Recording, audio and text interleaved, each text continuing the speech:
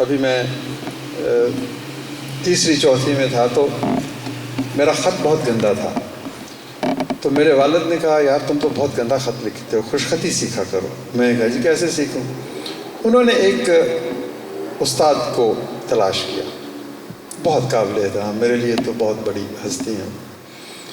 تو ان کو کہا کہ میرے بچے کی خوش خطی ٹھیک کرنی ہے، کیونکہ مجھے پتہ ہے کہ جن کا خط اچھا ہوتا ہے ان کی سوچ اچھی ہو جاتی ہے۔ پتہ نہیں انہوں نے کہاں سے یہ بات سنی، سیکھی، سمجھی۔ وہ استاد آئے جی، انہوں نے پہلے دن لکھا الف بے پہ، تختی ہوتی تھی، اب تو پتہ نہیں آپ نے کبھی دیکھی ہے کہ نہیں، جو میری عمر کے لوگ ہیں وہ سر ہلا رہے ہیں تو انہوں نے تختے پہ الف بے لکھا اور مجھے خوش قلم دے دی سرکنڈے کی کہ اس کے اوپر الف بے لکھو۔ میں نے لکھتا رہا 2-4 دن، اس کے بعد انہوں نے ایک شعر لکھ دیا اس کے اوپر۔ اب تیسری چوتھی کا بچہ، اقبال کا ایک شعر، اور مجھے کہا جی اس کے اوپر آپ خوش قلم پھیرو، اور مجھے کہا کہ 10 بار پھیرو۔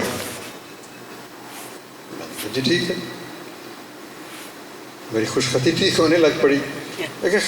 شعر کے معنی مجھے سمجھ نہ آئے۔ اگلا دن پھر یہی، اس سے اگلا دن پھر یہی، 10 15 20 دن گزر گئے تو وہ مجھے روز کہتے کہ بھی 10 دفعہ اس شعر کے اوپر خوش قلم پھیرو، اور میرا ہاتھ تھک جاتا تھا۔ تو میں اپنی والدہ کے پاس گیا، میں نے کہا جی یہ میرے والد صاحب نے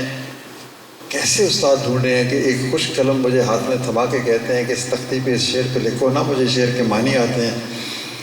تو میرا ہاتھ تھک جاتا ہے، تو یہ کیوں مجھے لکھوا رہے ہیں، مجھے نہیں سمجھ آ رہی۔ تو میری والدہ نے بھی بڑا خوبصورت بات کی، انہوں نے کہا کہ تمہیں سمجھ نہیں آ رہی، لیکن جو لکھوا رہا ہے اس کو ضرور سمجھ آ رہی، تو جیسے وہ کہتا ہے وہ کرو۔ تو کیا آپ یقین کریں گے کہ 1 سال تک میں ہر روز 10 دفعہ خوش قلم اس شعر کے اوپر لکھتا رہا۔ یہ بہت کم لوگ یقین کرتے ہیں اس میں۔ اچھا وہ شعر لکھتا رہا، انہوں نے بھی مجھے معنی نہیں بتائے، میں نے بھی نہیں پوچھے، پھر 4تھی 5ویں 6ٹھی 7ویں 8ویں میں بھول گیا اس بات کو۔ گورنمنٹ کالج لاہور میں آیا تو پھر اقبال کا نام ہونے لگا ہر طرف، تو اچانک ایک دن ماضی کے کواڑ کھلتے ہیں اور پھر سے مجھے وہ استاد یاد آتے ہیں، تختی یاد آتی ہے اور شعر یاد آ جاتا ہے۔ تو میں صابر لودھی صاحب اور مشہور حسین جاد صاحب ہمارے اردو کے استاد تھے، تو میں ان کے پاس گیا، وہ اکٹھے بیٹھے ہوئے تھے، تو میں نے انہیں کہا جی مجھے اس شعر کا معنی سمجھائیے۔ تو انہوں نے کہا کیوں؟ میں نے ان کو بتایا جی کہ یہ اس طرح کا ایک واقعہ ہوا تھا۔ تو انہوں نے شعر پڑھ کر وہ دونوں مسکرا دیے، تو وہ کہنے لگے کہ یہ تمہارے استاد نے تم پر بہت مہربانی کی، تم ساری زندگی اس شعر کے حصار میں اب بند ہو چکے، یہ شعر ایک شجر سایہ دار ہے، تم اس کے سائے میں زندہ رہو گے،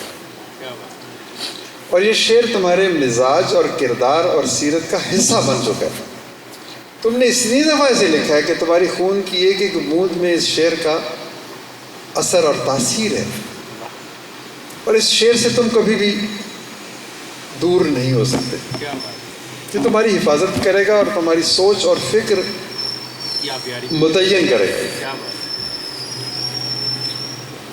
پھر اتنا سمجھایا انہوں نے مجھے شعر کے معنی، لیکن بہرحال پھر جب میں امریکہ میں پڑھتا تھا، پھر میں یہ گورنمنٹ کالج کے بعد میں پھر اس شعر کو بھول گیا، مطلب شعر کی حیثیت سے تو یاد رہا لیکن اس کے مفہوم کے اعتبار سے کہ کیسے یہ میری زندگی پہ متاثر مجھے کرے گا۔ تو امریکن یونیورسٹی میں جب پڑھ رہا تھا تو پھر اچانک ایک دن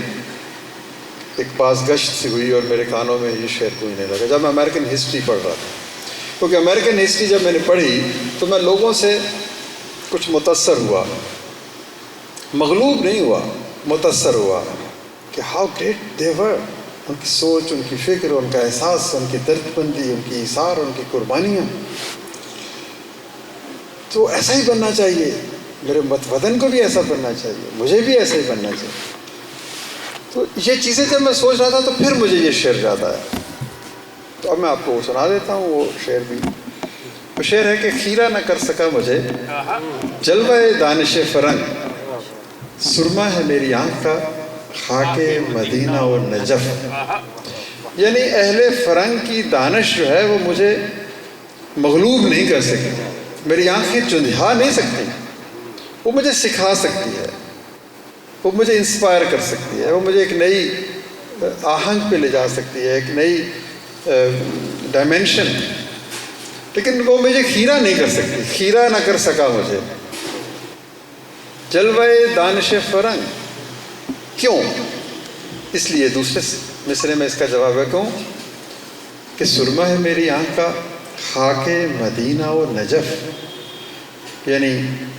نبی پاک صلی اللہ علیہ وآلہ وسلم اور حضرت علی کرم اللہ وجہہ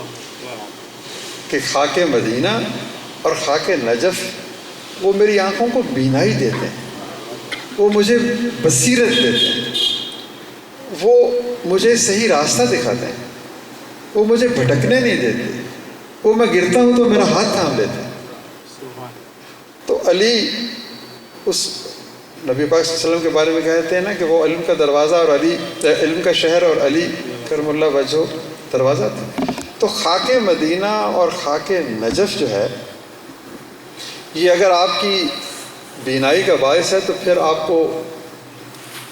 خوفزدہ نہیں ہو سکتے، آپ کو یہ جو مغرب سے مغلوب نہیں ہو سکتے۔ تو یہ پھر مجھے احساس ہوا کہ یہ مجھے شعر کیوں سنایا گیا۔ پھر میں نے کہا ہاں